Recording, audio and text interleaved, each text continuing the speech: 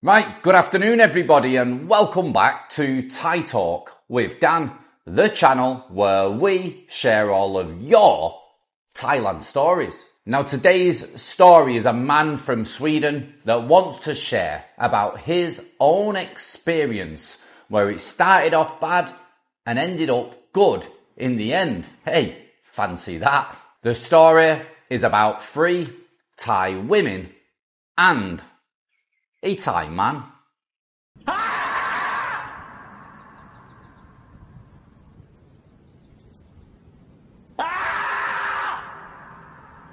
So without further ado, let's get into today's Thailand story.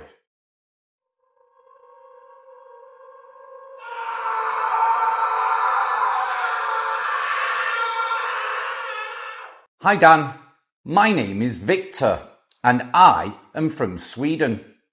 I am 82 years old, in relatively good health and of a sane mind.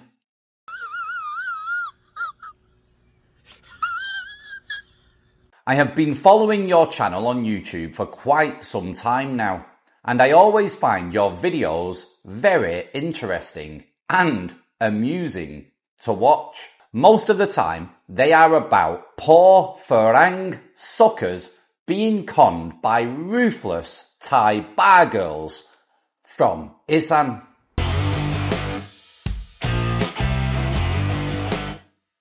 And mostly, they all end up in tragedy.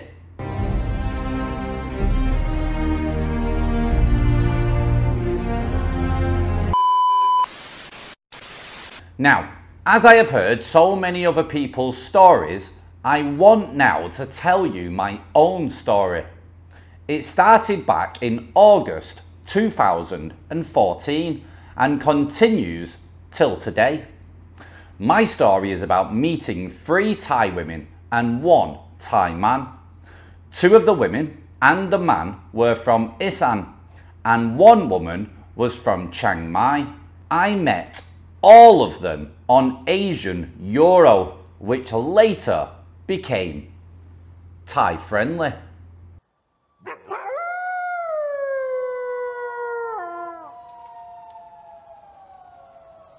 Number 1. She was 54 years old and lived not far from Khon Kaen. She was the youngest of 5 siblings and studied Thai traditional medicine. She wanted to one day qualify as a doctor. That looked interesting. So after exchanging emails for 3 months, I went to see her.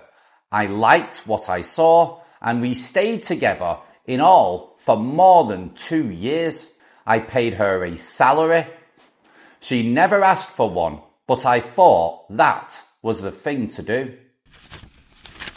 We were both happy in the relationship, it seemed, and she visited me twice in Sweden on a tourist visa. But after a year or so, I became more and more convinced that she was under pressure from her siblings to make me buy land and build a house for her. Because the family had land and they needed money. It all came to a climax one day when I told her that if she provided the land, I would build a house for her.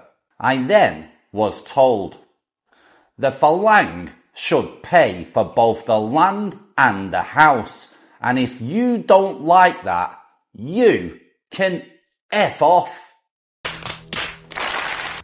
I was flabbergasted. I really did not expect such language from her. Perhaps she had been a working girl some time in her previous life after all. But I took her advice, and that was it. End of woman number 1.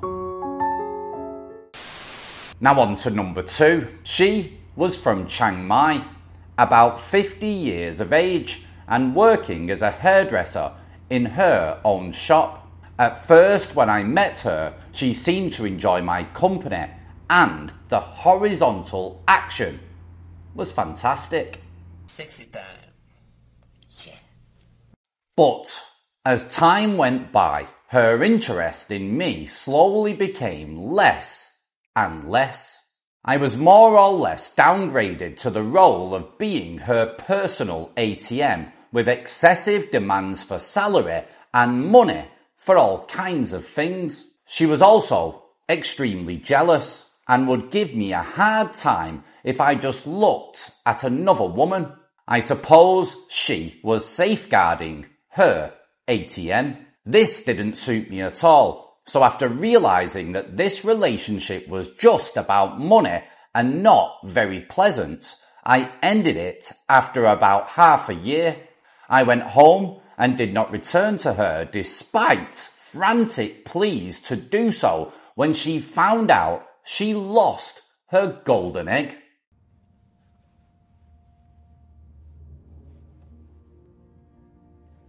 That day, for no particular reason, I decided to go for a little run. And that was the end of woman number 2. Number 3. I went to see her sometime later when I was in Thailand to visit a Swedish friend. She was around 40 and from Chiang Wat, Maha Sarakam. Perhaps a little young, but since she had shown interest in me and I was in Thailand anyway, I decided to go and see her. When I arrived at Khon Kaen Airport, I was met by a man claiming to be her brother. He told me his sister was at home waiting for me. She could not come to the airport because she was not well. However, he would take me to her, he told me. Only 40 minutes by taxi to her home, and he would pay the fare. I had only chatted with her online before because her English was not good. So I had only seen photos of her, never live. When I demanded to see her in person and talk to her online before I went anywhere, I was met with all kinds of excuses. This made me smell a rat, and I told the brother I wasn't going anywhere with him. Instead, I went back to my friend. To this day, I wonder what would have happened to me if I had gone with this man. Would I have been robbed and perhaps even assaulted? That was the end of woman number 3. Number 4. I met her for the first time in September 2018. She is a very traditional Isaan woman, 54 years old now. We hit it off right away and we have been together ever since. She is living in a tambon in the middle of nowhere in Kalasin province. When I met her, she was working as a seamstress at home and in a school lunch eatery to support herself and her son. She also has 10 rise of rice paddy to farm. She introduced me to her family, the son, 2 sisters with husbands and lots of cousins, nephews and nieces. They were all very welcoming and friendly. No other men around who could be her husband disguised as a brother or something. And no buffaloes with broken legs. One brother-in-law has a tractor. It broke down once and had to be repaired. But I wasn't ever approached to make a contribution towards the costings. Nobody needing expensive hospital care. I have never been asked for money by any of her relatives, except a sister's grandson who is 5 years old and who likes to buy snacks at the local tukdi shop in the village. I pay her a salary. Shit, here we go again. 15,000 baht every month. I have paid off her debts in the farmer's bank and have built her a house on her land.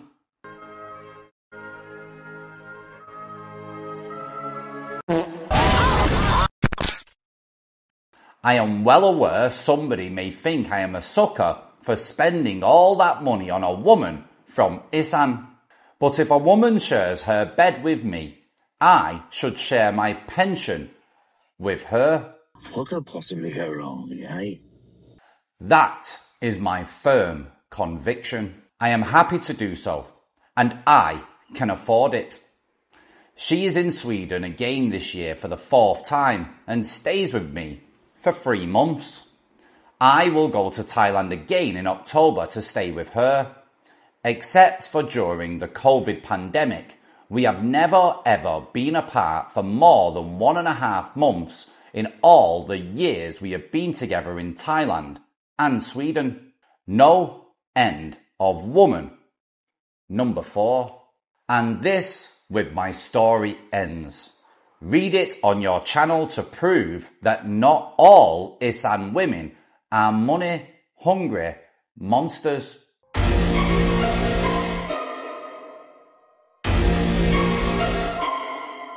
Finally, a personal reflection.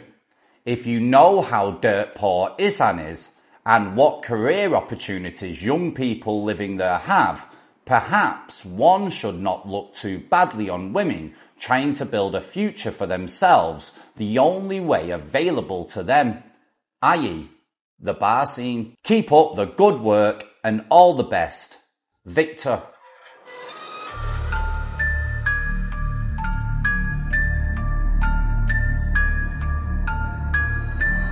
Right, Victor, thank you very much for sharing your story and being very, very honest about what you're doing for the current woman, Thai woman, that's in your life. It'll be interesting to hear what other people have to say about it down in the comments below.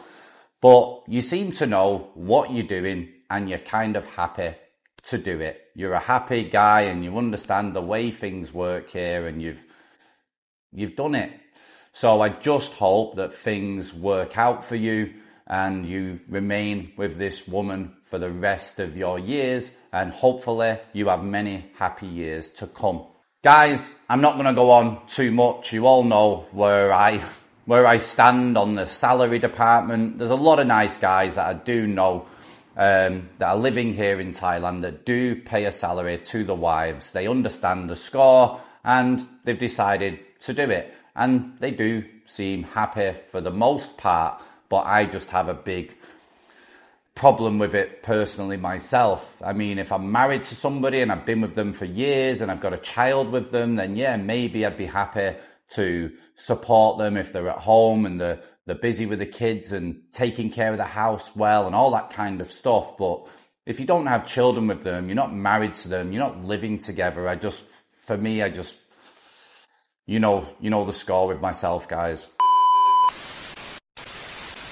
Guys, hope everybody is safe and well and everybody is happy. Nobody's having problems and nobody's falling for any money traps, i.e. honey traps. Take it easy, guys. Look after yourselves. Be well. Ciao for now. Bye-bye.